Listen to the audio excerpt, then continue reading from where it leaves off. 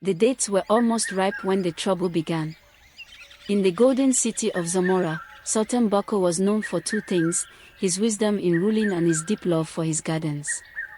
The palace grounds stretched as far as the eye could see, filled with trees, flowers, and fruits from faraway lands. But above them all, the Sultan's pride was a tall, graceful date tree that stood near the palace gates. It had been planted many years earlier, brought from across the desert by merchants who claimed its fruit was sweeter than honey.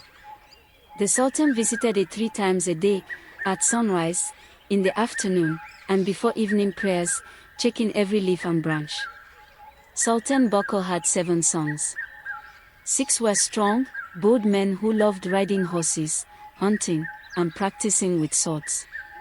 But the youngest, Kweku, was nothing like them. He spent most of his days in the palace kitchen, laughing with the cooks, tasting the stews, roasting meat, and telling stories. The Sultan considered him lazy, weak, and unfit for the duties of a prince.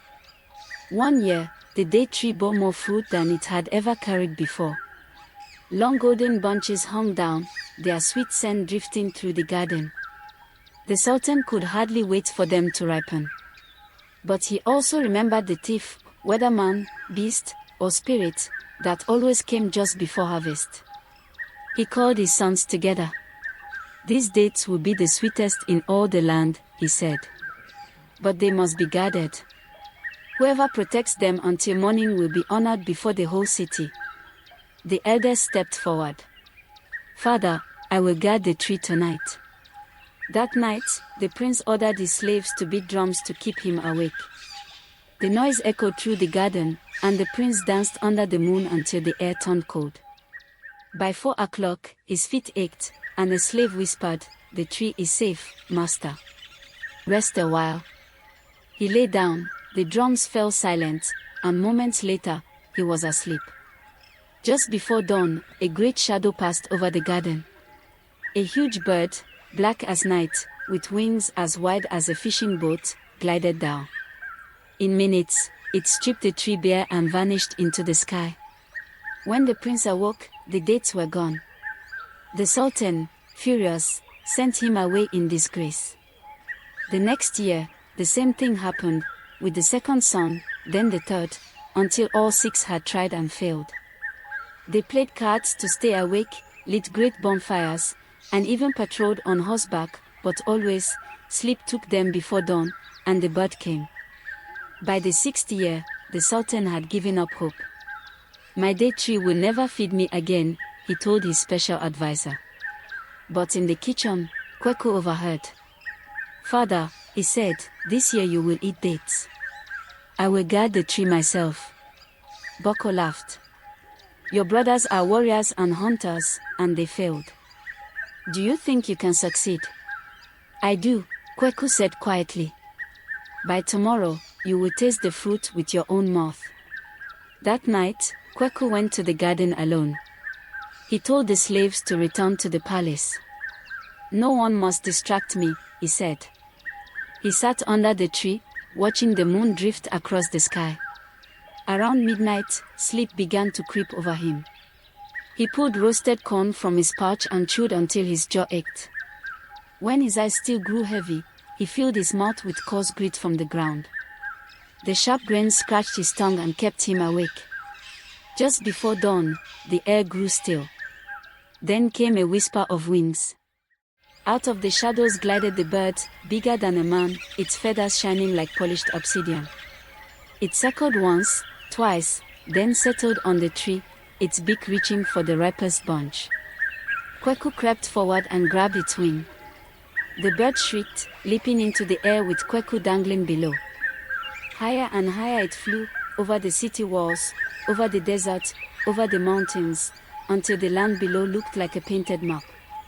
"Let me go, son of Adam, or you will fall and die," the bird hissed.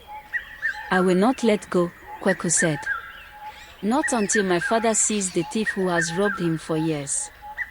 The bird twisted and soared even higher, until the stars seemed close enough to touch. "Let me go, boy. I will make a covenant with you." "What covenant?" Kweku asked. "Take a feather from my tail," the bird said.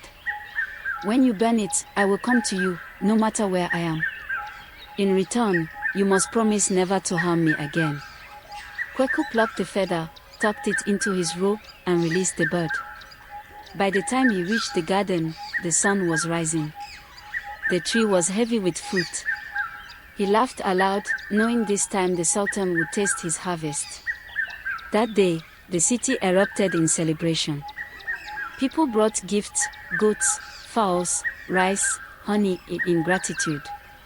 The Sultan embraced Kweku. "You are truly my son."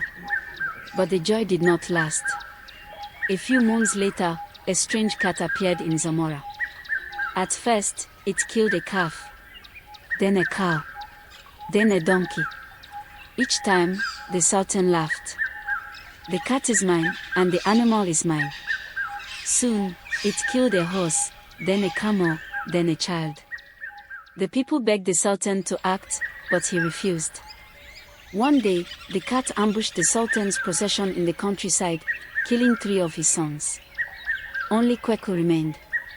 With spear, sword, and a patch of rice cakes, Kweku swore to hunt the beast, now known as the Nonda, eater of people. He tracked it for many days, through forest and desert, until he found it sleeping at the foot of a mountain. It was as his mother had described, short-eared, broad, and covered in civet-like spots. Kweku and his men crept close and hurled their spears. The Nonda roared once and fell still. Fearing it might rise again, they fled to the mountain top and camped until morning. When they returned, the Nonda lay dead. They carried it back to Zamora, singing, "He has killed the cat, the eater of people." The city welcomed Kweku as a hero. From that day, no one called him Kweku the kitchen boy again. He was Kweku the brave, the boy who caught the date thief and slew the eater of people.